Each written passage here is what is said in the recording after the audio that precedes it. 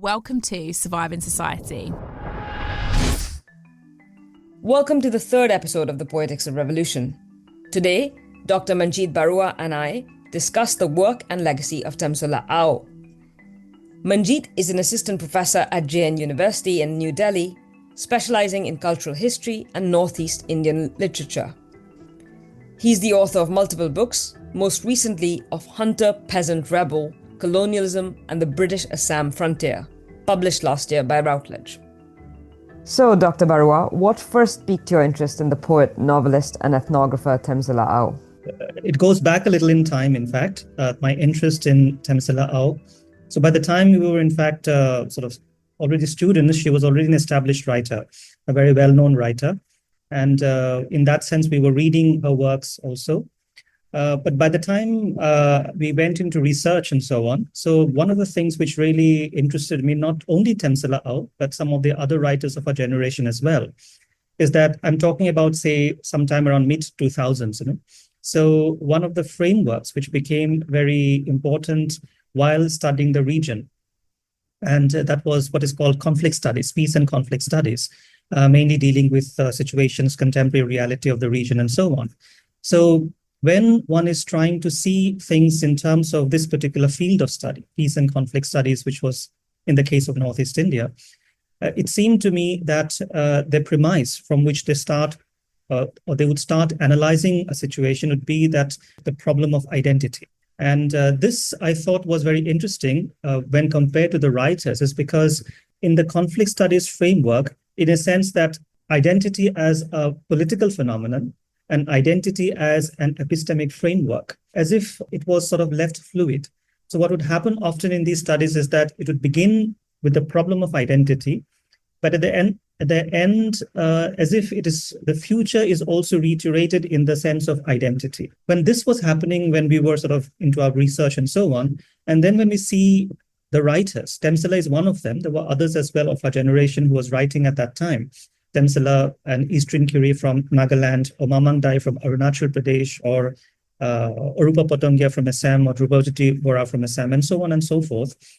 In their case, what I found is that they wouldn't really begin, even if their works at times would deal with questions of conflict, questions of violence, and so on, they don't exactly seem to be beginning from the position of identity. Their concerns would be something else. For example, at times it would be questions of space. They would start from the point of space, position of space, and then try and look into questions of identity.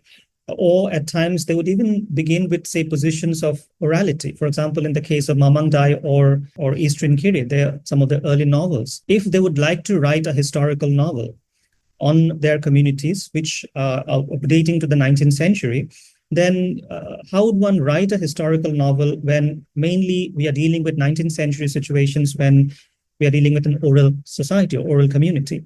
So the positions from which they would start thinking about the subject matter is not exactly identity, even though they would be dealing with questions of identity.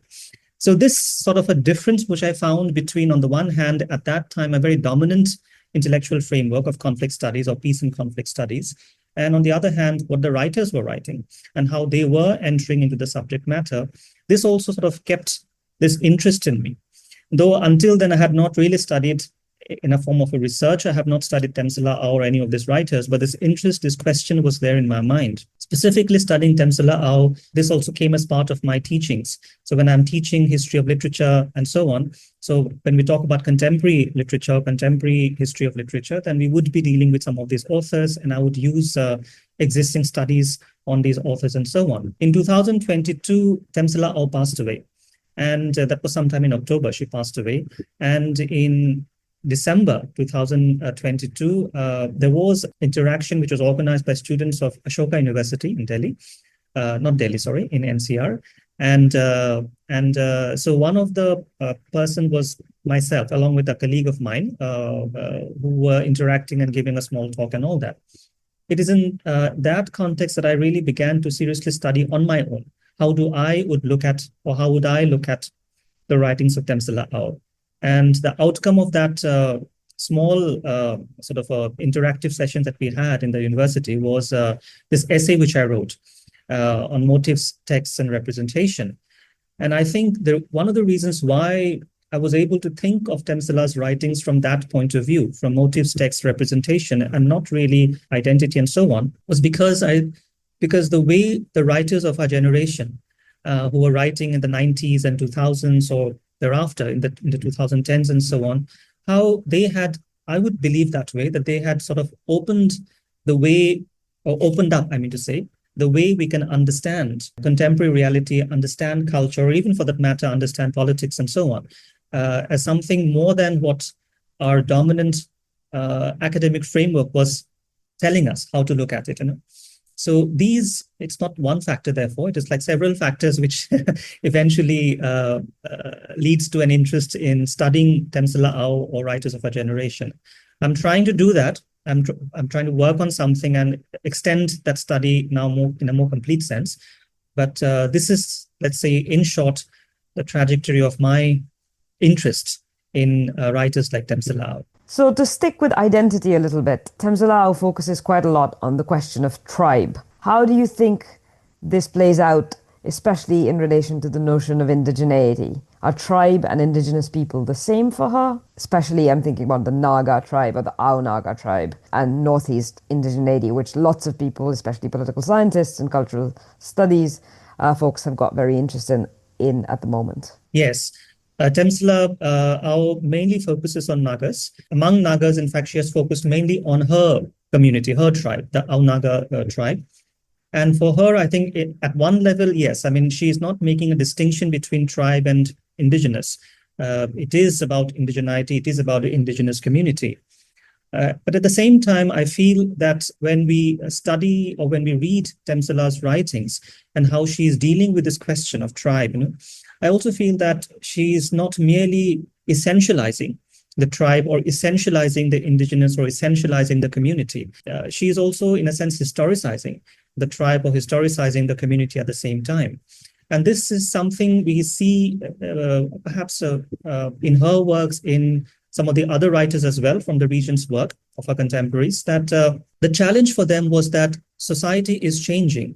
Now, if society is changing, as a writer, how would they deal with it? At a literary level, how would they deal with it as a society? I mean, if society is changing.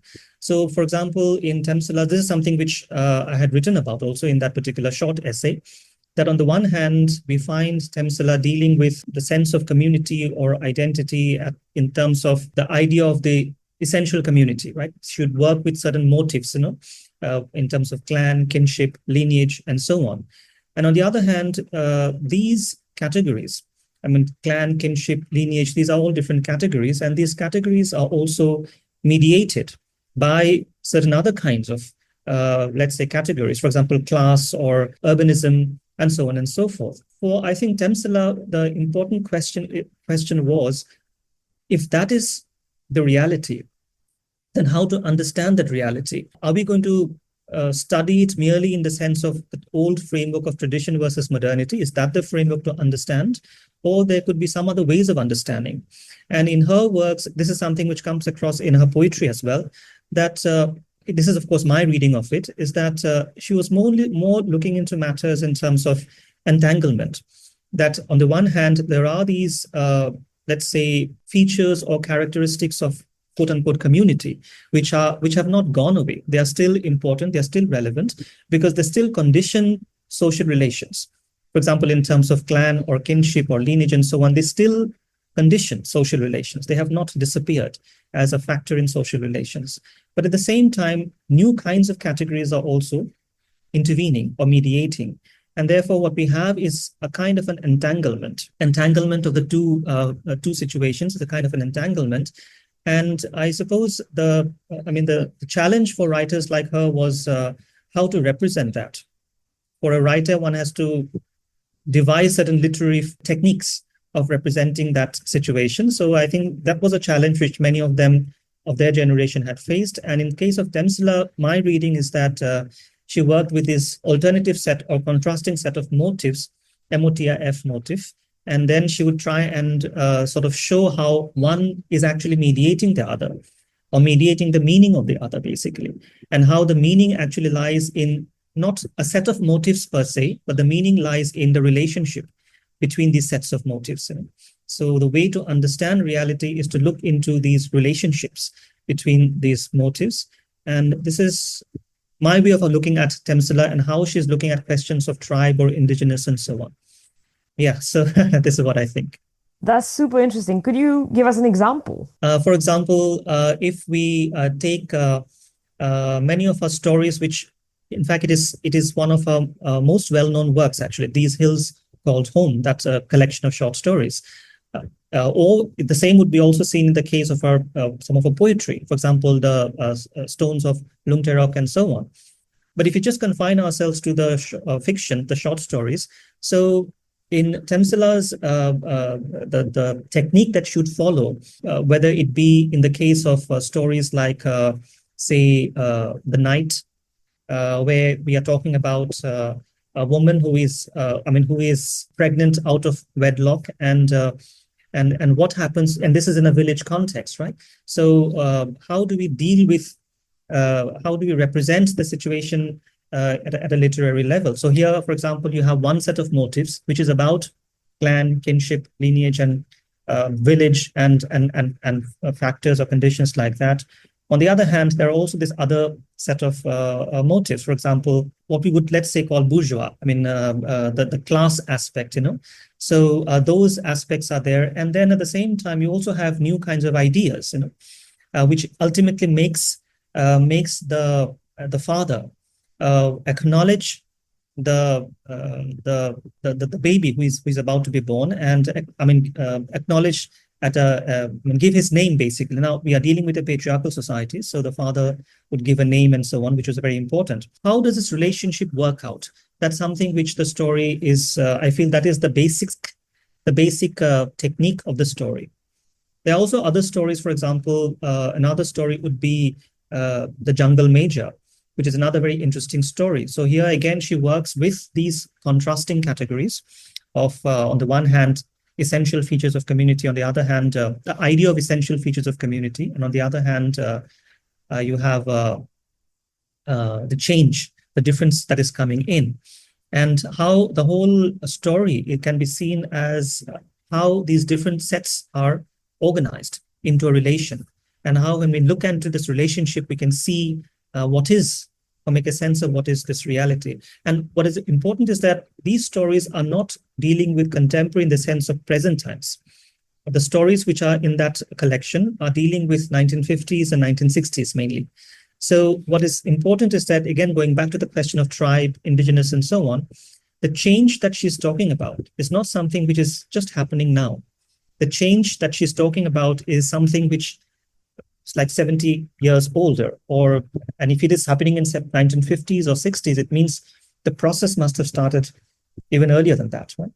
So, so this is how she is trying to, in my view, dealing with this question of how to write a story and how to represent this question of the problem of relationship between different sets of categories through the entanglement, through the mediation, and so on. Yeah, and it's really interesting that she does situate her stories, especially in These Hills Called Home, in the 1950s, because that's immediately after India got independence from the British.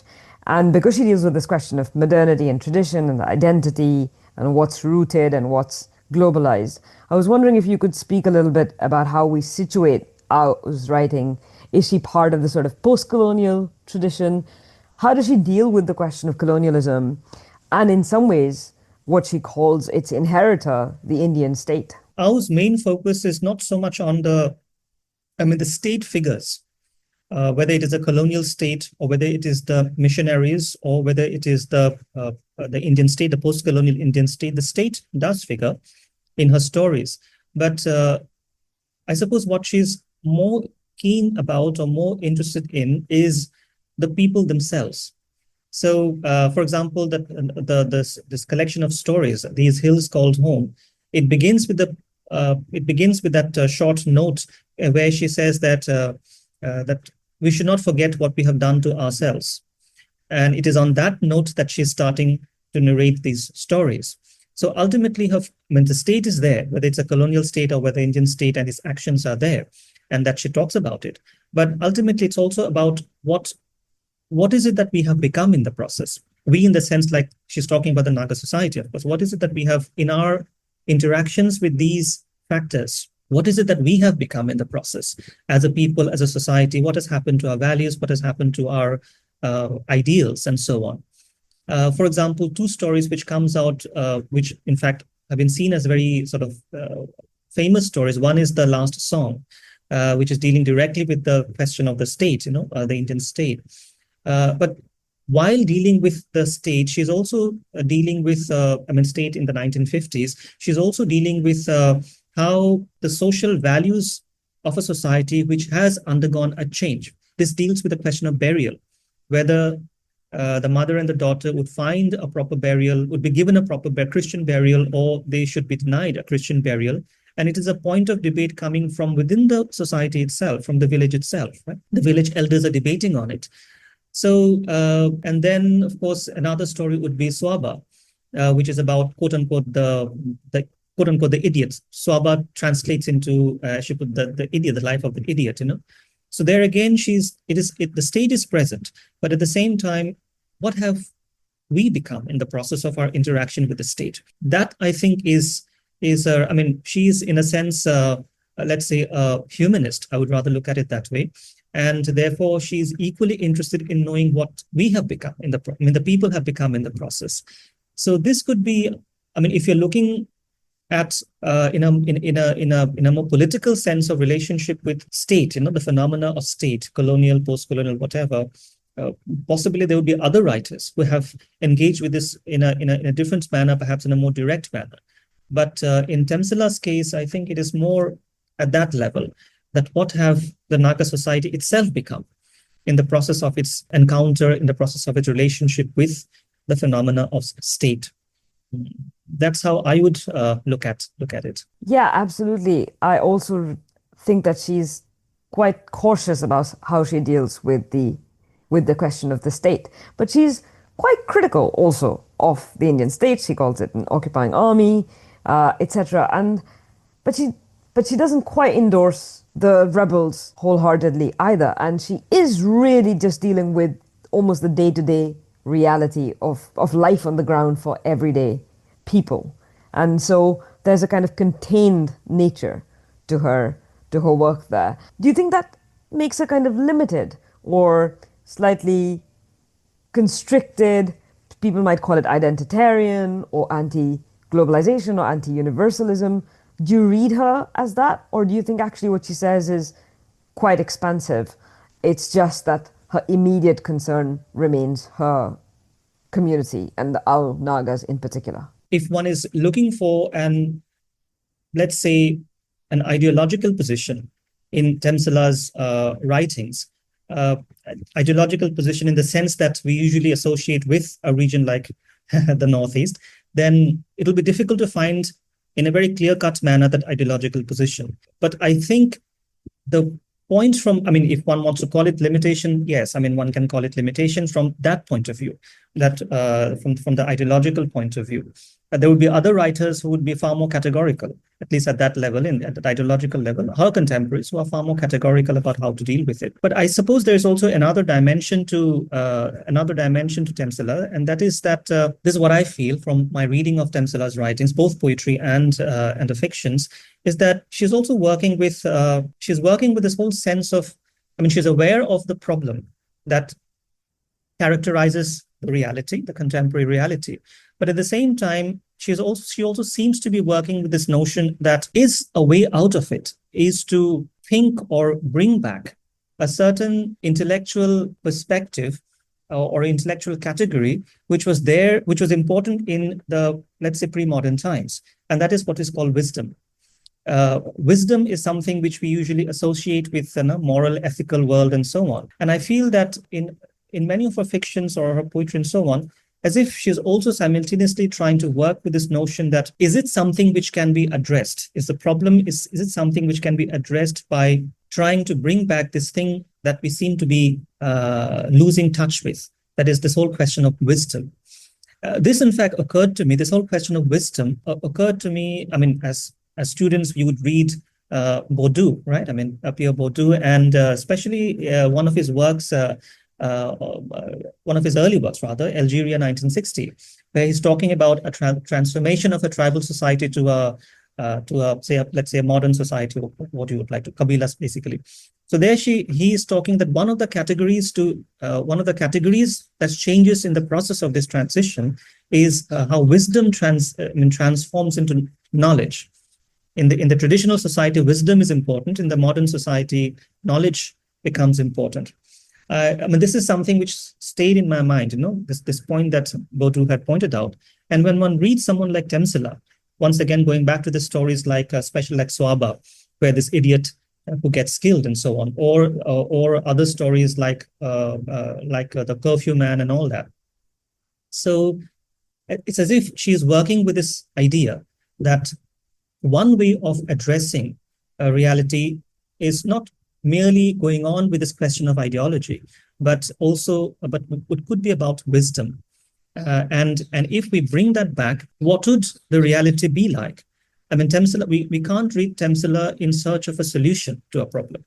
Temsula is not giving us a solution to a problem, but what she's giving us is, let's say, a kind of introspection of someone who has lived a particular moment of history, and someone who's introspected on that, and what she feels or what she thinks. I mean, her own autobiography, The Burnt Curry, is a very interesting autobiography at several levels. So I feel when all of this is put together, if we are looking or reading Temsula in search of a clear commentary on position, I mean to say, an ideological position on realities, contemporary realities, we won't find it in those terms. But we might be able to find it, or we will find it, if we are looking at it in terms of things like wisdom. Is there a need to go back to some of these values or some of this worldview that we have lost as part of our modernization, or modernity, so to speak? I find that really interesting, the idea of wisdom, and that being one of her kind of core contributions. If you were to look back at all that you've read, and now that she's gone, what do you think her most abiding legacy is? And continuing with what you were saying, how do you think she helps us think through the current moment? She's written a lot about the questions of ecological disaster in Nagaland. She's written, obviously, about extermination and genocide. That's kind of the backdrop of some of the stuff she's writing about. The disappearance of a culture, of a language, all of those things.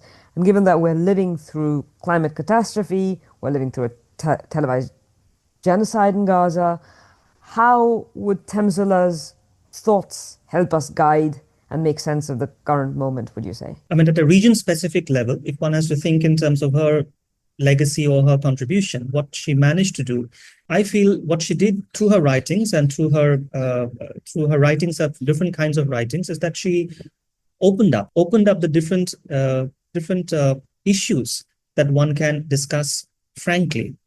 There are issues which, I mean, even at the community level, there are issues which can be discussed, and there are issues which sort of need not be discussed, and so on. But I think Temsula, in that sense, was a person who, through her writings and very fearlessly, given her context, she was able to open up, because she dealt with so many issues, especially by bringing in this whole question of the everyday lived life and everyday realities, where all kinds of problems can be discussed, when the community itself can be discussed. And by community, it is not just only her community.